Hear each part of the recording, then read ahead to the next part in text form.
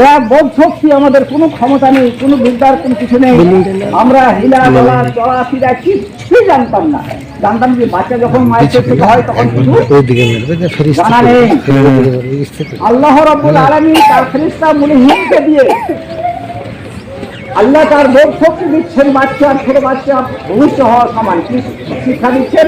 প্রথম শিক্ষা দিচ্ছেন আল্লাহ রাব্বুল আলামিন দিচ্ছেন, প্রথমের শিক্ষা দিচ্ছেন। বাচ্চা যখন সুস্থভাবে প্রসব হয়, মায়ের পেট থেকে হয়, এই মেডিকেল হিসাবে বলে যে বাচ্চা প্রসবের সময় কেঁদে উঠে, সে সুস্থ বাচ্চা না খেলে ডাক্তাররা চেষ্টা করে কিছু আঘাত দিয়ে খাওয়ার জন্য, বলে সুস্থ বাচ্চা হওয়ার জন্য কানা। এই প্রথম শিক্ষা আল্লাহ রাব্বুল আলামিন শিক্ষা দিলেন। কেন শিক্ষা দিলেন? শিক্ষা এই জন্য দিলেন যে তার আত্মীয়-স্বজন যারা দেখবি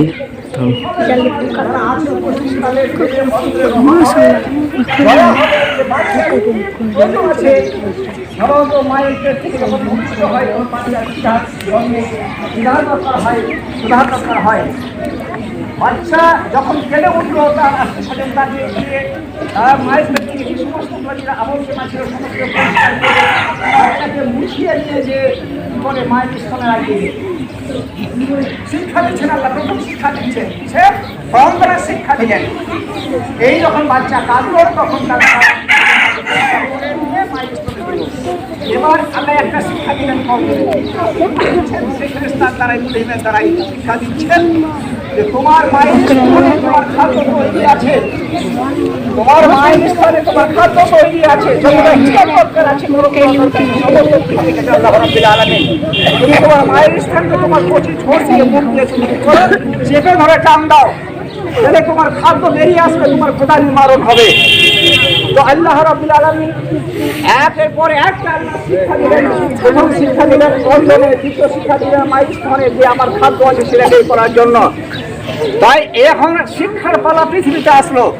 এই শিক্ষার জন্য যে আমাদের প্রয়োজন আছে, আমাদের সেই শিক্ষা যদি আমরা শিক্ষা গ্রহণ না করি, আমি যদি এখান থেকে শিক্ষা না নিই, তাহলে আমার মতো বলা হয়েছে কুল হাল ইস্তাবিল আমা ওয়াল বাসির ওয়ালা যুলুমাত ওয়ালা নূর ওয়ালা যিল্লু ওয়ালা হারুর ওমা ইস্তাবিল আহিয়া ওয়ালা আমওয়াত ইন্নাল্লাহা ইয়াশফু মা ইয়াশাউ ওমা আনতা বিমুসলিমান ফিল কুবুর। আল্লাহ তাআলা শিক্ষা সম্বন্ধে তুলনা দিলেন, কি বললেন? হাল ইস্তাবিল আমা ওয়াল বাসির, একজন অন্ধ যার চক্ষু দৃষ্টি নেই, সে আজা চক্ষু দৃষ্টি সে কি সমান? তাহলে শিক্ষা এমন একটা জিনিস, মূল্যবান জিনিস, যে যার আল্লাহ তুলনা করছেন অন্ধর সাথে আর চক্ষু দৃষ্টি তার সাথে।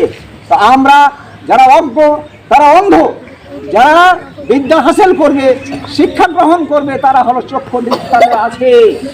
এটা আল্লাহর বাণী, আল্লাহ বলতে চাইছেন। তাহলে আমাদের শিক্ষার প্রয়োজন আছে, আমাদের শিক্ষার প্রয়োজন আছে। আরো আল্লাহ তাআলা বলতে চাইছেন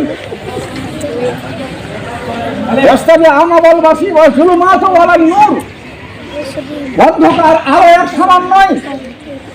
তাহলে আল্লাহ তাআলা শিক্ষার সঙ্গে তুলনা দিলেন। আল্লাহ শিক্ষার সঙ্গে তুলনা দিচ্ছেন কি, যে অন্ধকার আর আলো, যদি আলো না থাকে আমাদের কত ব্যাঘাত ঘটে, আমরা যে কোনো কাজে অসুবিধায় পড়ি।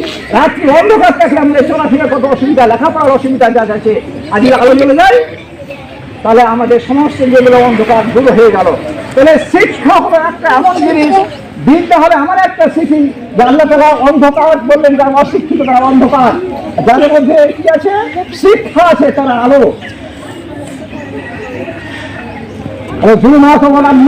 ওরা জিল্ল ওয়ালাল হারুর, ওরা জিল্ল ওয়ালাল হারুর, প্রখর রৌদ্র, উত্তপ্ত রৌদ্র, আর একটা হলো ছায়া, ছায়া।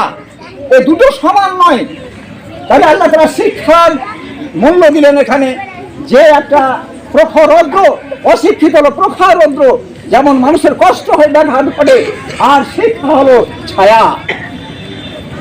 আল্লাহ এই ধরনের আরো অন্য জায়গায় আল্লাহ তাআলা পবিত্র কালামে বলেছেন, আমি সময় দিচ্ছি না, কিন্তু আল্লাহ এই সমস্ত তুলনা করলেন শিক্ষা, শিক্ষিত ও অশিক্ষিত। তাই আমাদের এই শিক্ষার জন্য তিনি এলেন। আল্লাহ রাব্বুল রাসূল বলেছেন, কুল্লু মাওলুদিন ইউলাদু আলাল ফিতরা ইউহাব্বিদানি ওয়া রাহমানি। প্রত্যেক বাচ্চা মায়ের পেটে যখন ভূমিষ্ঠ হয় তখন দিনের উপরে প্রতিষ্ঠিত হয়, দিনের ওপরে জন্মগ্রহণ করে, কিন্তু তার মাতা পিতা যেই ধরনের তাকে সেই পথে নিয়ে যায়। আমরা মুসলমান, আমরা দিনের শিক্ষার আমাদের প্রয়োজন আছে, যেই শিক্ষার জন্য আমাদের আখেরাত এবং ইহকাল পরকাল আমাদের বজায় থাকবে, মঙ্গল হবে, আমরা পরে পূর্ণ পাবো। এই শিক্ষার জন্য প্রতিষ্ঠান, তাই আমরা আমার কচিকাটাকে বলছি, সামনে ফেব্রুয়ারিতে আমাদের পরীক্ষা আছে। আমরা সারা বছর ধরে লেখাপড়া করলাম, সে লেখাপড়া আমরা কতটা আমরা কাজ করেছি, কতটা আমাদের বিদ্যা হাসিল হয়েছে, যার জন্য প্রত্যেক পরীক্ষা আছে, ইমতিহান আছে।